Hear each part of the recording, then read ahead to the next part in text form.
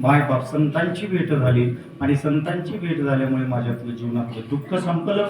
मी आनंदाने सुखी झालो आणि सुखी झाल्यामुळे मी त्या सुखानं आनंदाने जीवन जगायला लागलो.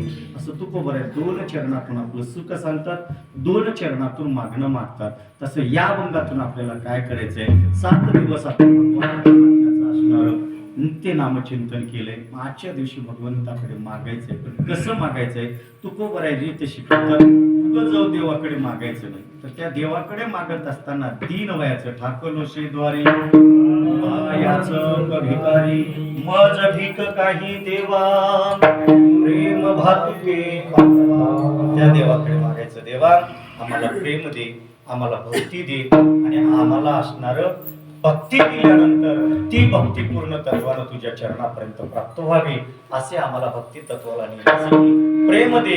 आणि हे मागत असताना जीवनामध्ये धर्म पाळलं पाहिजे, हे मागत असताना सत्याचं आचरण जगलं पाहिजे आणि हे मागत असताना निर्वेशनी जीवनाला मागितलं पाहिजे. आणि हे आपल्या जीवनामध्ये सदाचारी जीवन जगून आणि भगवंताकडे असं मागणं मागितलं पाहिजे. देव तर आपल्याला मागितल्यानंतर देणार नाही, पण आपण मागण्याचा प्रयत्न करत असताना काय मागावं हे जर आपण शिकलो तर आपल्याला त्याचं फळ मिळतं, अन्यथा मिळत नाही. म्हणून हे मागत असताना धर्माचं पालन करा, नीतीचं पालन करा, सत्याचं आचरण करा. मायबापाला घराच्या बाहेर हाकलून किती लवकर येते बाबा नाही बरं का, इथं तर चूक आहे.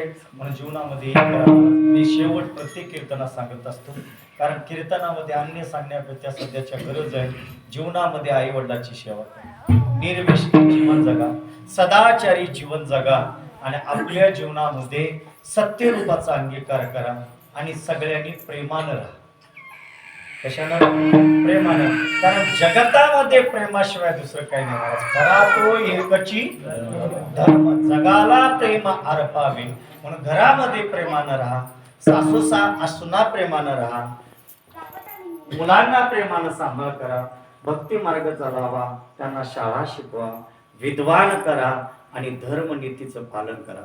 धर्मनीतीचं जर तुम्ही पालन केलं तर देव तुमच्या जवळ चुकल्याशिवाय. तर वेळ माझी संपली नाही तर तुम्हाला उदाहरण सांगत बसला असतो, पण ऐका, ज्यानं धर्माचं जीवन जगतं त्याच्या जीवनामध्ये देव शरण आहे. एकच मिनिटात सांगतो जाता जाता ऐक. एकच असं गाव होतं आणि अशा गावामध्ये एक लोक जे ठोकायचा, येळे बनवायचा, आता सध्याचा काळ आहे ना महाराज, सगळ्या गावात असतं तसं लोहार होता आणि तो लोहार सगळ्यांना वेळे बनवून द्यायचा. पण देत असताना धर्मनीतीनं पालन करायचं. धर्मनीतीनं पालन करत असताना त्याचा आयुष्य मर्यादा संपली, 60 वर्ष झाली आणि नेमकं भगवंताचे दूत त्याला न्यायला आले. दूत त्याला न्यायला आल्यानंतर आणि त्याला दूत म्हणले, हे बाबा चल. त्यानं म्हणलं, दूता मी आलो असतो रे, मला येण्याबद्दल काही नाही, मला आयुष्याचा कंटाळा आलाय, पण शास्त्र सांगतं आता हे पूर्ण पीक आलेत म्हणे आणि यांच्या पिकामध्ये खुरपण्यासाठी यांना खुरपी लागतात म्हणे आणि गावात जर मी खुरपं दिलो नाही तर यांना भालकीला जावं लागेल आणि जाऊन तिथं जर नाही मिळालं तर यांचं तण वाढेल आणि तण वाढल्यानंतर माझ्या नावाचा बोंब मारतील, आमच्या गावातलं लोहार मेला म्हणून आमचं असं झालं, माझ्यावर दोष ठेवतील, म्हणून एवढं पीक खोजपणा मला ठेव आणि मग मला घेऊन जा. जा देवाला विचार.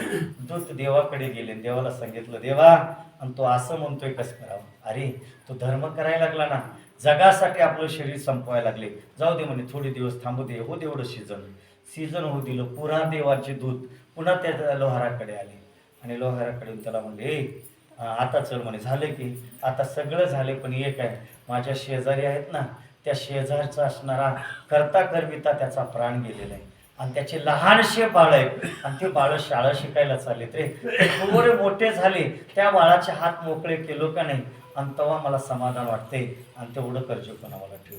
पुन्हा देवाकडे गेलो तू, देवा आता ते असं असं चांगलंच आहे का म्हणे, एका शेजाऱ्यासाठी आपलं शरीर जर झिजवत असेल, धर्म पालन करत असेल त्यानं, तर जाऊ दे म्हणे हा विषय.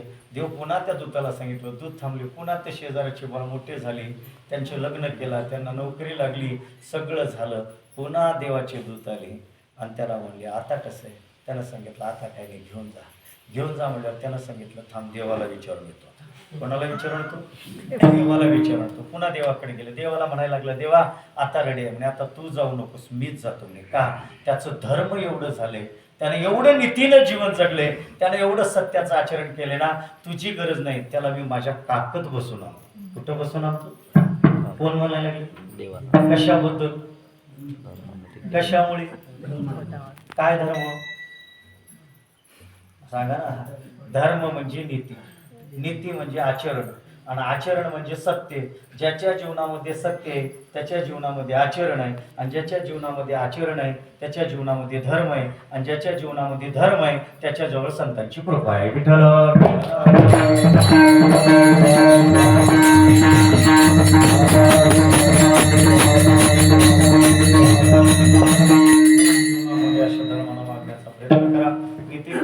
प्रयत्न करा आणि आपल्या जीवनामध्ये असं सुख भोगा.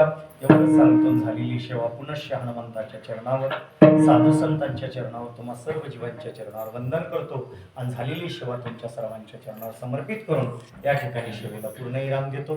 फक्त ज्यांना हात असतील, हात आहेत का?